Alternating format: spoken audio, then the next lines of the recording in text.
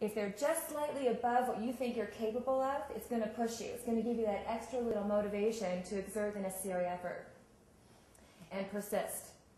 So you want them to be, once again, realistic yet challenging. And then you need to have a deadline.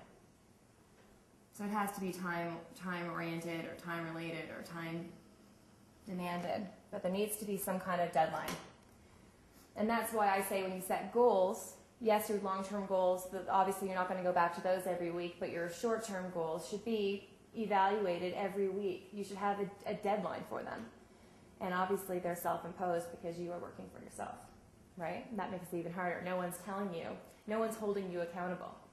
So you have to hold yourself accountable with these time deadlines. Make sense? A couple of other little things, two things primarily, is write them down and post them. So written goals and posted goals. When you write them down, you're basically making a contract between you and yourself. Okay? And when you write them down, they become that clear. We can think in our heads, we skip words, we muffle up. When you're writing it down, it becomes more concrete. Posting them, when I mean posting them, don't just write them and stick them in your wallet. Don't just write them and stick them in a room that you never enter. My favorite thing is to put them in your bathroom mirror. We all brush our teeth in our bathrooms. You can't help but look at them. You can't help but see them. So you remember them on a daily basis without even having to remember. Right? They're just there no matter what. Then they become affirmations. And then they become affirmations, which brings me to my next point. I have done this. It's done. Put it in positive terms as if it's done. It's taken care of. You've accomplished it. Not I want to do this. Not I will do this. I've done this. Yeah, and then that becomes positive affirmation as well. Exactly. The last thing, especially if you're your own worst enemy, publicly disclose your goals. We can talk ourselves out of doing anything.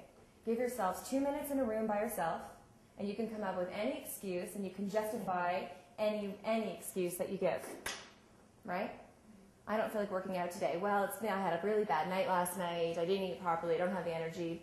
No problem. But if you know that you're meeting someone at 6 o'clock at the gym to do a cycle class, you don't want to let them down. It's a lot harder to let them down than it is to let yourself down. Right? So publicly disclose your goals. You don't have to, throw it on the radio and let everyone know what you're doing, but tell someone you care about. Tell someone that's important to you, that you don't want to let them down. Okay?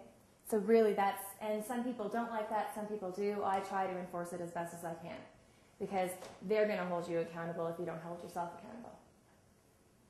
Make sense? Mm-hmm. So I believe after this, after lunch, you're going to be doing your plans of actions.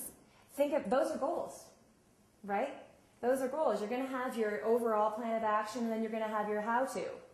Your how-tos need to follow this, and then post them. Put them on your desk. Make copies. Put them on your desk.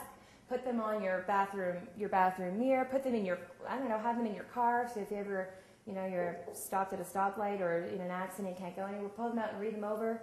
Whenever you're feeling frustrated, whenever you're overwhelmed, just pull it out and read your specific goals, and that'll help you narrow your focus down and be more specific. Any questions or thoughts, concerns regarding this? Well, one of the things that